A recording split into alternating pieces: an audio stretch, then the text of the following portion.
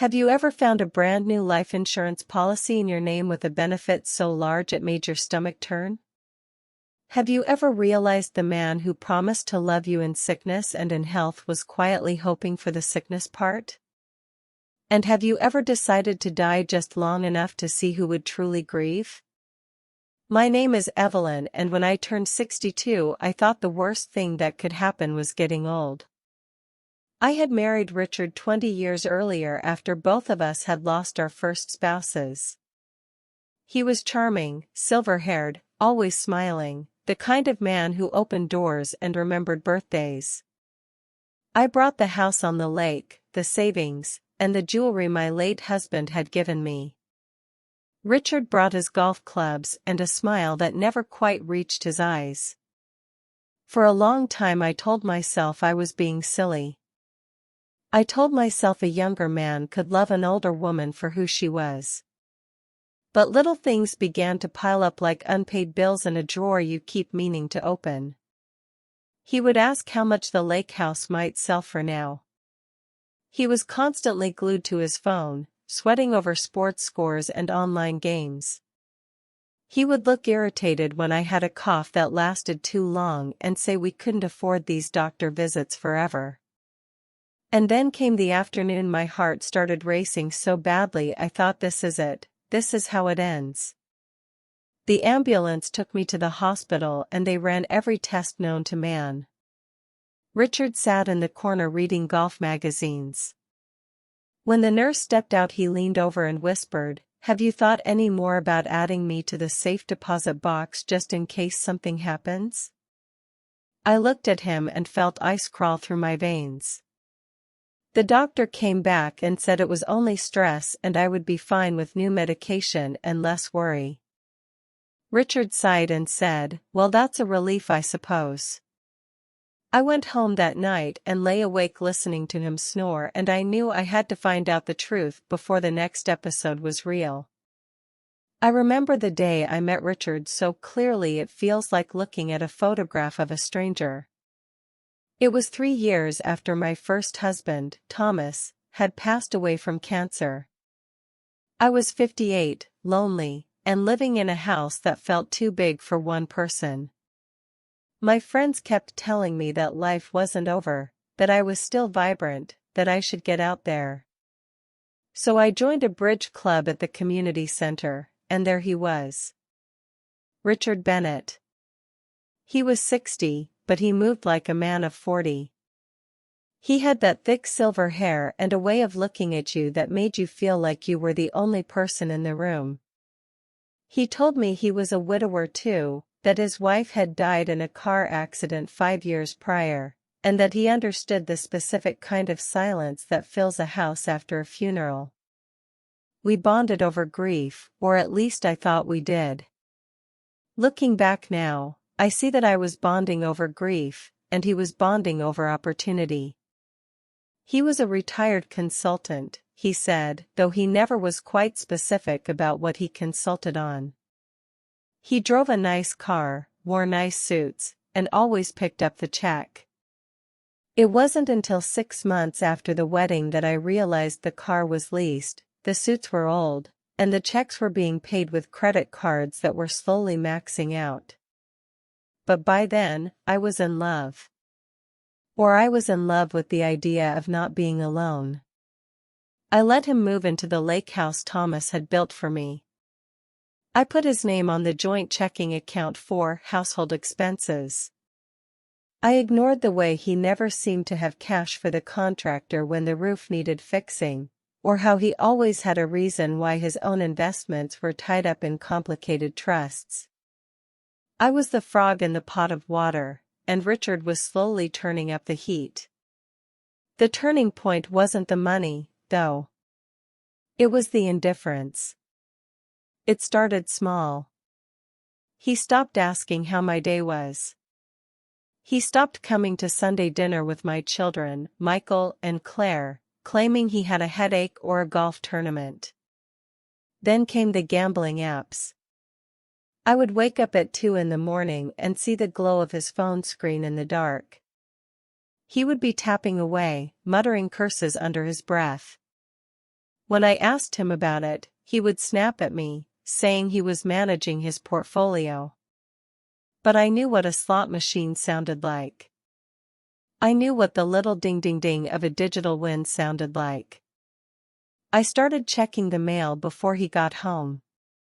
I found letters from casinos in Atlantic City offering him VIP comps to come back. I found credit card offers pre-approved in his name. And then, I found the life insurance policy. It was tucked inside a golf magazine in the bathroom, as if he had been reading it while sitting there. A term life policy on me. Evelyn Bennett. Benefit amount, $1 million. The beneficiary was Richard Bennett. The date on the application was 3 weeks prior. My hand shook so hard I nearly dropped it in the sink. We didn't need life insurance. The house was paid off. The kids were grown. I had savings. Why would he take out a policy that only paid if I died? I put it back exactly where I found it, but that piece of paper burned a hole in my mind. It was the first time I truly looked at my husband and saw a predator. I decided to test him. That night at dinner, I mentioned that my chest had been feeling tight lately. I watched his reaction. He didn't look worried. He didn't reach for my hand. He looked up from his plate, chewed his steak slowly, and asked if I had updated my will since we got married.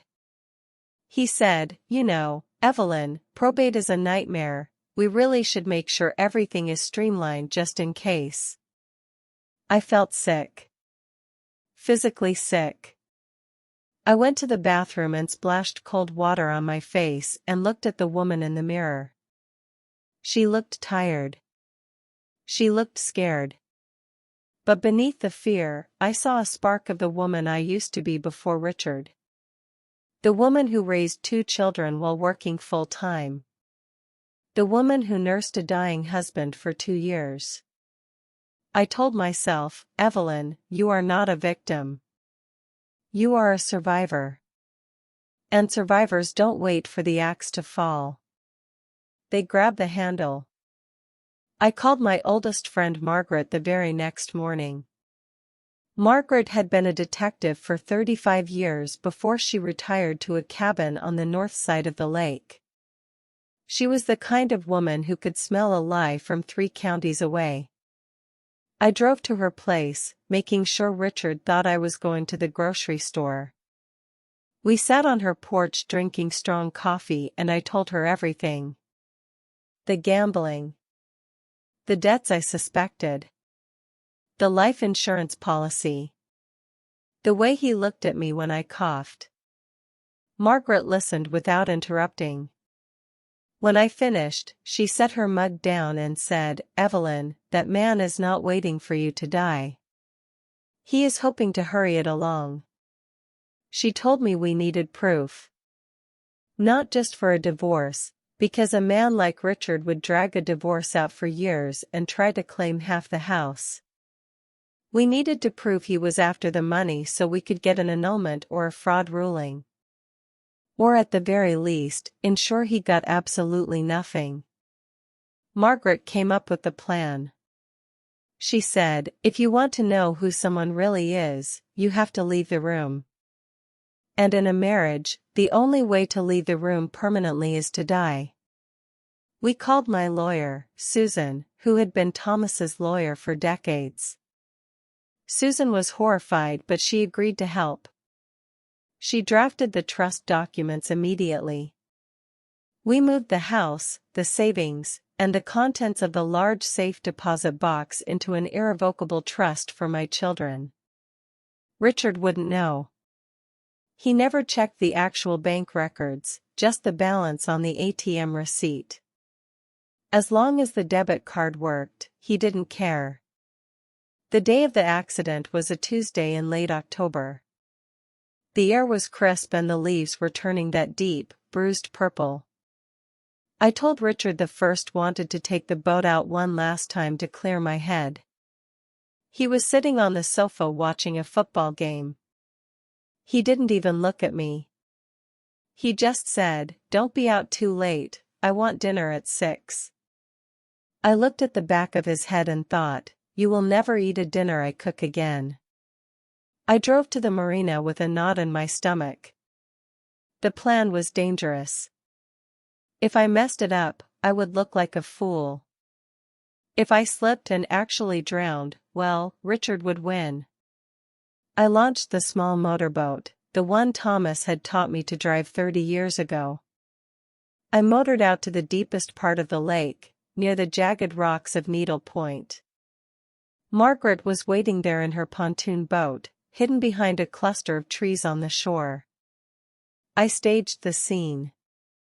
I left my favorite red scarf floating in the water. I left my thermos floating nearby.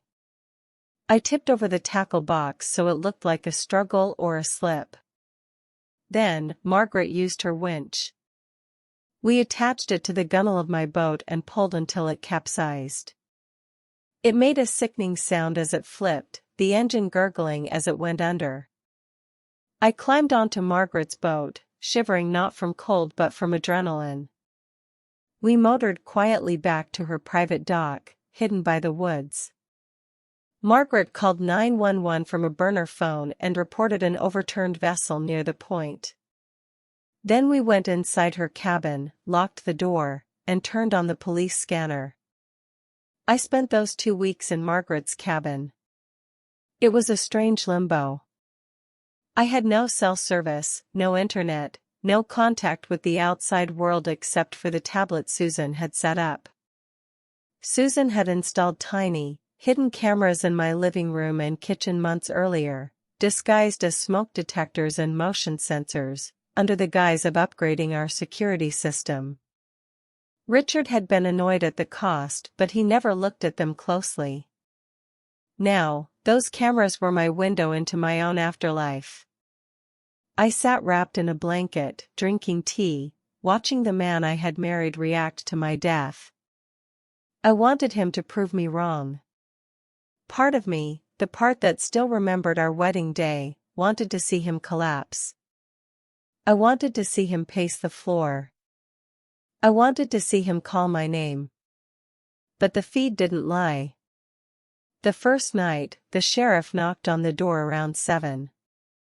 I watched Richard answer. He put on a good show at first. He widened his eyes. He put a hand to his chest. He said, "Oh my God, Evelyn? Is she okay?"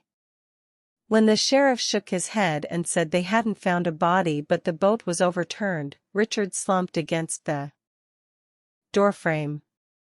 But the moment the sheriff left, the moment the door clicked shut, Richard didn't cry. He didn't call my kids.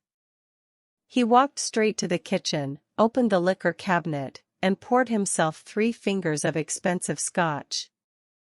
Then he picked up the phone. I turned up the volume on the tablet. He wasn't calling family. He was calling a number I didn't recognize. He said, "Yeah, it's done. No body yet, but the boat's flipped. It shouldn't be long. Yeah, the policy is solid. I'll have the money in 30 days max." I sat there in Margaret's cabin and felt the bile rise in my throat.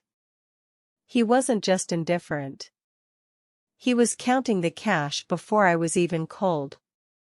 The days that followed were a masterclass in betrayal. I watched him invite his golf buddies over on the second night. They sat in my living room, feet up on the coffee table I had restored by hand. They were laughing. One of them asked, "So Rich, are you gonna sell the place?" And Richard laughed and said, "Hell yes. This place is a money pit. I'm thinking condo in Florida. No more snow, no more maintenance." He didn't mention missing me. He didn't mention the memories we had made. He just talked about the equity. On the third day, he started clearing out my things. I watched him go through my closet. He wasn't sentimental. He threw my clothes into black garbage bags like they were trash. He found my jewelry box, the one with the locket Thomas gave me, the one with my grandmother's pearls. He didn't set them aside for my daughter. He took pictures of them and I saw him scrolling through a pawn shop website on his iPad. He was liquidating me. Erasing me. And the worst part was the relief on his face. He looked like a man who had finally shaken off a heavy burden. He whistled while he packed my life into boxes. He whistled. The memorial service was the final test. Susan had arranged it quickly, telling Richard that the children needed closure even without a body. It was held at the little stone church where Thomas and I had been married, and where Thomas's funeral had been held. I arrived early, sneaking in through the choir entrance, wearing a heavy black veil and a coat Margaret had lent me. I sat in the very back row, hidden in the shadows of the organ pipes. The church filled up.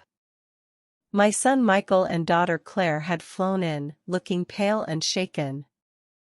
My sister was sobbing in the front pew. The entire community turned out, neighbors, friends, the postman. Everyone except one person. The front pew, the spot reserved for the widower, was empty. Richard hadn't come. I checked my phone. Margaret had forwarded me a text Richard sent to Susan. It said, "Susan, I just can't do it. The grief is too fresh. I can't face everyone. Please give my regrets." I looked at the screen, then I looked at the live stream from my house on Margaret's phone. Richard wasn't grieving. He was sitting at the kitchen table with a locksmith. He was trying to get the lock on my private study door picked so he could find the deed to the house. He skipped my funeral to break into my office. That was the moment the last ember of love I had for him turned into cold, hard ash. I texted Susan, "He's not coming. Proceed with the plan." Susan stepped out of the pew and pretended to take a phone call.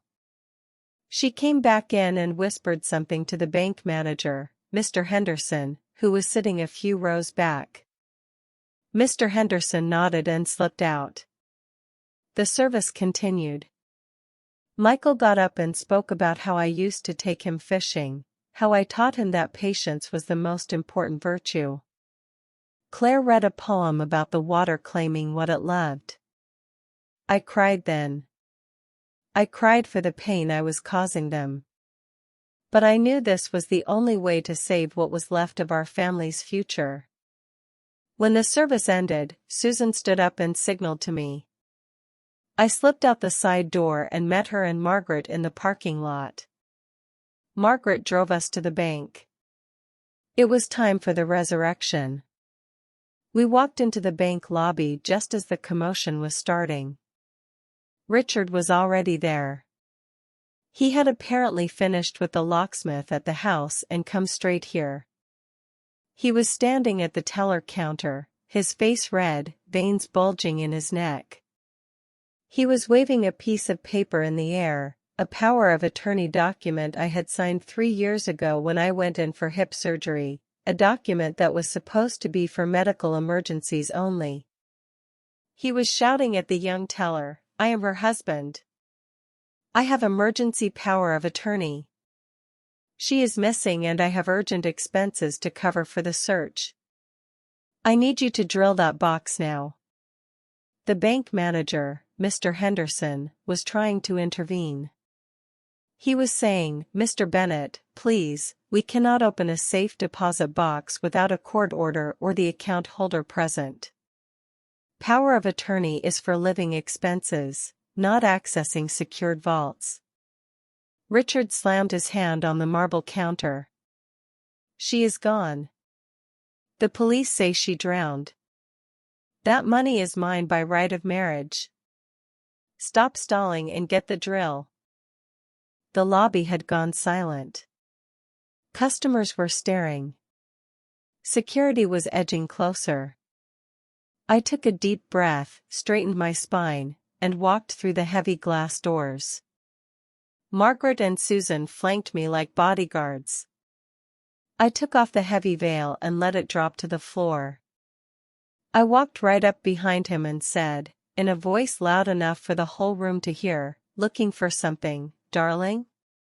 Richard froze. He didn't turn around immediately. His shoulders went rigid. He slowly, agonizingly turned his head. When he saw me, the color drained from his face so fast he looked like a corpse. His mouth opened and closed like a fish on dry land. The power of attorney document fluttered out of his hand and drifted to the floor. "Evelyn," he whispered. "Oh my God. Evelyn?" I didn't smile. I didn't hug him. I stepped into his personal space, forcing him to take a step back. "I'm not dead, Richard," I said, my voice cold and steady. "But our marriage is." He started stammering, trying to find his footing, trying to switch back to the charming husband role. "Evelyn. Oh my God, baby, I thought, they told me you drowned." I was beside myself. I was trying to get money to hire a private search team. I was doing it for you. I laughed. It was a harsh, sharp sound. "For me?" I asked. "You were hiring a search team? Is that why you had a party the night the sheriff told you I was missing? Is that why you boxed up my clothes? Is that why you pawned Thomas's watch?" The bank lobby gasped. Richard looked around wildly, realizing he had an audience. "Evelyn, you're hysterical, you've been through a trauma," he tried to say, reaching for my arm. I slapped his hand away. "I watched you, Richard. Susan installed cameras. I watched you drink scotch and toast to your payday. I watched you skip my memorial service to come here and rob me." Susan stepped forward then. She pulled a thick manila envelope from her briefcase. "Mr. Bennett," she said, "these are divorce papers. They are filed on the grounds of cruelty, attempted fraud, and financial infidelity. And this," she handed him a second paper, "is a restraining order. You are to vacate the lake house immediately. The locks have already been changed by the locksmith you so kindly hired earlier today." Richard looked at the papers, then at the safe deposit box vault, then at me. The mask completely fell away. His face twisted into a snarl. "You bitch," he hissed. "You set me up. You can't do this. I have rights. Half that house is mine."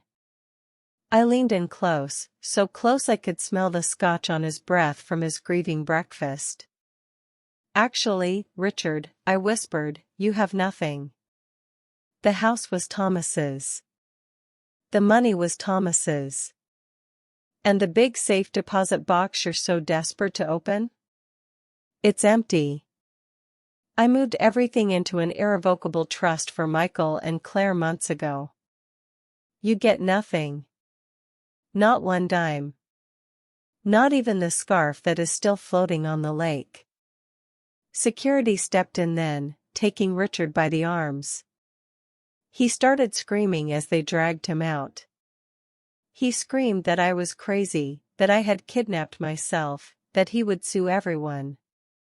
But as they pushed him through the revolving doors, I saw the real fear in his eyes. It wasn't about losing me.